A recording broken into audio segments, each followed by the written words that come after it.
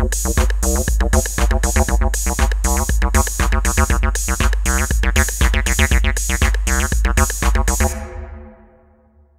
voulais proposer encore 3 petits exercices de modélisation inspirés de questions qui ont été posées sur Blender Stack Exchange.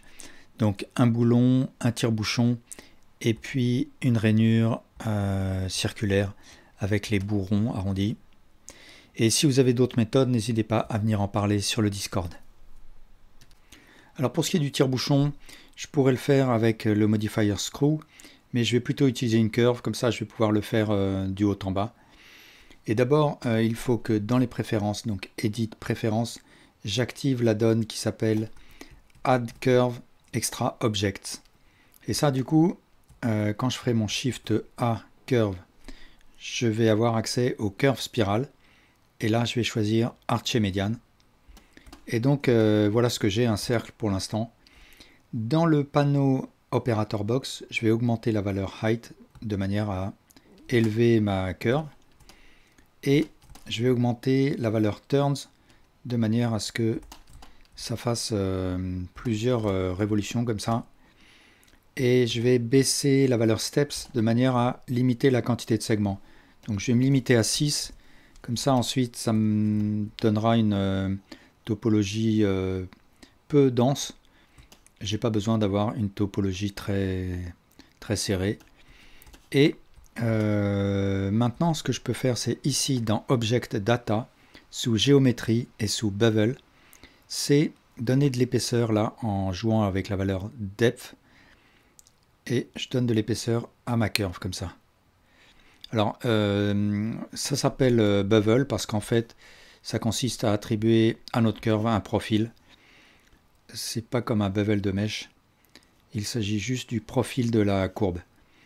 Alors là, ma courbe n'est pas courbe, justement, tout simplement parce que là, elle est de type poly, et il faut que je la passe en Bézier. Donc je vais dans le menu Curve, Set Spline Type, et je choisis Bézier. Et là, ça conserve quand même mes angles. Donc ce qu'il faut que je fasse, c'est en pressant V, que je change le type de poignée.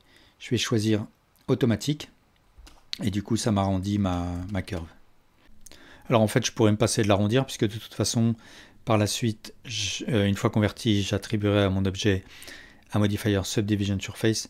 Mais je le fais quand même pour visualiser quelque chose d'arrondi. Alors, là-haut, ce que je peux faire, c'est une extrusion vers le haut, de manière à créer ce qui va rejoindre la poignée là-haut. Et en bas, tout simplement, ce que je peux faire, c'est un Alt S de manière à réduire le rayon de ce vertex, ou bien j'ouvre le panneau N, et là, sous Item, j'ai une valeur Radius que je peux ramener à 0, et peut-être qu'il faut que je réduise aussi le rayon du deuxième vertex. Je vais mettre par exemple 0,5, de manière à affiner le profil au fur et à mesure que j'arrive en bas. Donc ma curve est prête. Avant de la convertir, ce qu'il faut que je fasse, c'est que je définisse sa résolution. Donc ici dans le panneau Object Data, vers le haut là, Résolution Preview, si je la réduis, je peux voir l'effet de ce paramètre. En fait, ça va me déterminer la quantité de segments que je vais avoir entre deux vertices. Je vais me limiter à 1, parce que de toute façon, après, je vais rajouter un modifier Subdivision Surface. La valeur Render, je peux la laisser à 0, ça, elle ne compte que pour les rendus. Si elle est à 0, ça veut dire qu'elle s'alignera sur le choix que j'ai fait pour la preview. Et ensuite, sous Bevel, j'ai une résolution. Donc là, la résolution du Bevel, c'est la résolution de mon profil. Si je l'augmente, j'aurai quelque chose de plus rond. Si je la réduis, je vais avoir quelque chose de carré là. Et moi, ce que je veux, c'est un profil qui fera 6 vertices. Et dans ce cas-là, il faut que ma résolution soit de 1. Alors, je vais faire l'essai. Je vais dupliquer ma curve. Donc, Shift D, Y. Je vais faire un clic droit, Convert to Mesh. Et si je rentre en mode Edit, je peux voir que ici j'ai bien un profil de 6 vertices et ma résolution sur la longueur est suffisante, parce que si ensuite avec un CTRL 2 j'attribue à mon objet un modifier Subdivision Surface, je peux voir que 6 vertices suffisent pour avoir quelque chose d'arrondi, que ce soit sur la longueur ou que ce soit du point de vue du profil de mon bevel. Ce que je peux faire si j'estime que ma courbe est un peu fine, c'est faire un Alt S pour la gonfler un peu.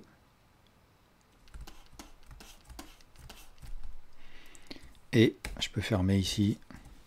Je peux rajouter un edge loop si je veux. Et voilà ce qui en est de mon tire-bouchon. Alors pour ce qui est de ce boulon, ce que je vais commencer par faire, c'est créer un mesh circle. Et ici, dans l'opérateur box, je vais lui attribuer 6 vertices. Et ensuite, je rentre en mode Edit, je vais me mettre en mode de sélection de vertices. Et avec un clic droit, je vais faire un Subdivide. Et je vais subdiviser 2 fois. Ensuite, je vais faire une extrusion, donc Enter, et un Scale. Et après, je vais faire un clic droit, Loop Tools Circle. Donc je rappelle que Loop Tools, c'est un add-on qui est présent dans Blender, donc il faut l'activer. Et ça me crée ce cercle. Alors, je vais un petit peu l'agrandir comme ça. Et ensuite, je fais une extrusion à nouveau, un Scale. Et je vais tout sélectionner, faire une extrusion sur Z. Et mes 2 cercles centraux, là, je vais les remonter un petit peu comme ça. Et je vais d'ailleurs un petit peu les agrandir. Et les baisser comme ça. Et après, je vais sélectionner tous ces vertices. Et les baisser. Et maintenant, si je reviens en mode objet et que je fais un CTRL 2 pour attribuer un modifier Subdivision Surface à mon objet, je peux voir que ça l'arrondit complètement. Donc il va falloir que je rajoute des bevels de manière à mieux marquer les arêtes. Et puis je vais aussi faire un Shade Smooth. Alors les arêtes que je vais sélectionner, je vais mettre en mode de sélection d'edge. Ça va être toutes ces arêtes. Ici aussi. Et aussi mes 2 cercles là. Et donc je vais faire un CTRL B. Et je vais faire un bevel de 2 segments. Donc je change la quantité soit avec la molette, soit avec le pavé numérique, avec le plus et moins du pavé numérique. Et je me retrouve avec ça. Alors, je vais faire une symétrie de mon objet. Donc je sélectionne tout. Je vais un petit peu baisser mon objet de manière à ce que mon origine se situe par là. Et je vais dans Mesh, Symmetrize. Et là, je choisis plus Z, tout moins Z. Et ça donne ça. Donc là, ce que je peux faire, c'est sélectionner cet edge loop, celui qui est à l'intérieur, et faire un CTRL X pour les supprimer. Et je peux m'arrêter là. Si je veux, je peux aussi créer le pas de vis. Donc en fait, idéalement, si vraiment j'avais voulu faire quelque chose de précis, il aurait fallu que je commence par le pas de vis et ensuite que je fasse une extrusion. Ce qu'on peut faire, c'est une simulation de pas de vis. Alors je vais peut-être un petit peu réduire la taille de mon objet, la hauteur, comme ça. Et pour ce qui est du pas de vis, on va juste le simuler. Donc je vais désactiver le modifier Subdivision Surface et je vais créer des edge loops, donc CTRL R. Je vais en créer 2, 4, 6 peut-être. Et ensuite je me mets en mode de sélection de face. Je sélectionne ces anneaux de face. Je presse E pour faire une extrusion, je presse Enter. Et ensuite je fais un scale. Je garde Z appuyé pour faire un scale sur XY.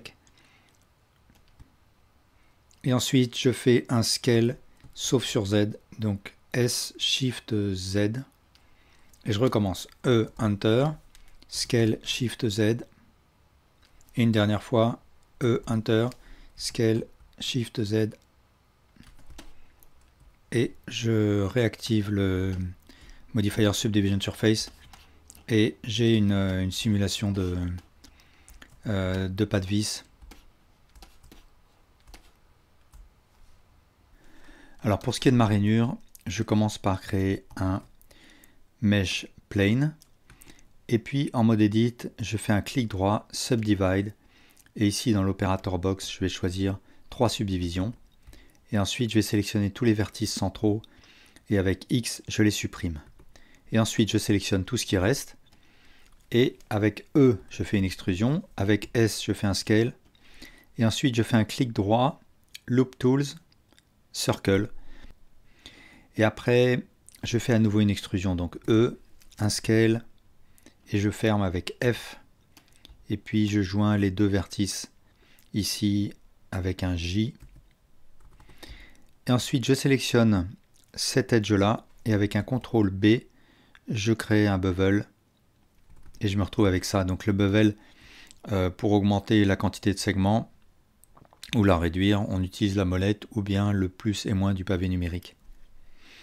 Et à partir de là, donc là j'ai utilisé 3 segments, et je me mets en mode de sélection de vertices, je sélectionne tous ces vertices, et je les supprime avec X. Et ici, dans le panneau des modifiers, je crée un modifier mirror. Et maintenant, je peux commencer à retravailler un petit peu la topologie. Donc ce que je vais faire, c'est sélectionner ces deux vertices, et avec GG, je vais les glisser le long de leur edge, comme ça. Et ensuite, ceux-là de la même manière, celui-là, et puis ensuite celui-là, GG.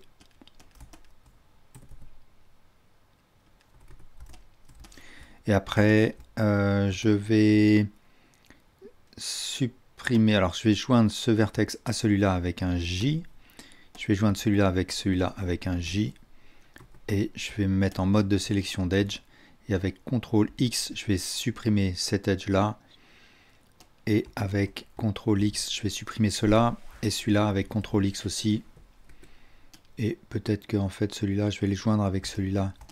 Donc ici, je vais activer l'option Auto Merge, qui me permet de fusionner les vertices, et ici, je vais faire un Snap to Vertex. Je ne vais pas activer l'option Snap, je vais tout simplement utiliser la touche CTRL pour coller les vertices. Donc G pour bouger mon vertex, CTRL, et hop, je fais un snap sur celui-là. Ensuite, je vais sélectionner cet edge là, je vais faire une légère extrusion sur Y. Là, pareil, je sélectionne tout cet edge là, je fais une légère extrusion sur X. Et ensuite, là, je fais une légère extrusion sur Y. Et après, je vais me mettre en mode de sélection de face. Je vais sélectionner toutes ces faces. Et je vais faire une extrusion vers le bas. Ensuite, je vais supprimer ces faces-là. X, Delete Faces. Je vais sélectionner tous ces vertices-là, le long de la bordure. Et puis tous ceux qui sont en bas aussi. Alors, je vais me mettre en mode de sélection d'edge plutôt. Donc, je sélectionne ces edges. Je sélectionne les edges qui sont en bas. Et avec un CTRL B, je vais faire un bevel. Et là, je vais faire un bevel de 2 segments. Donc ça, je peux le changer dans l'opérateur box.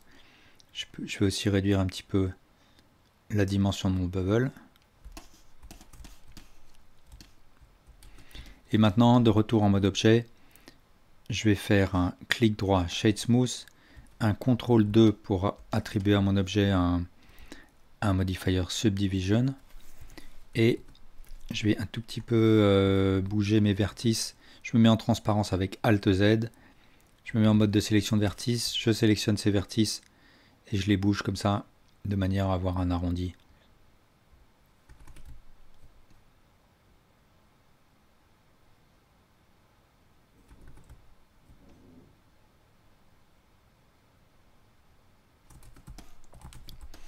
Et voilà. Voilà, merci pour votre attention.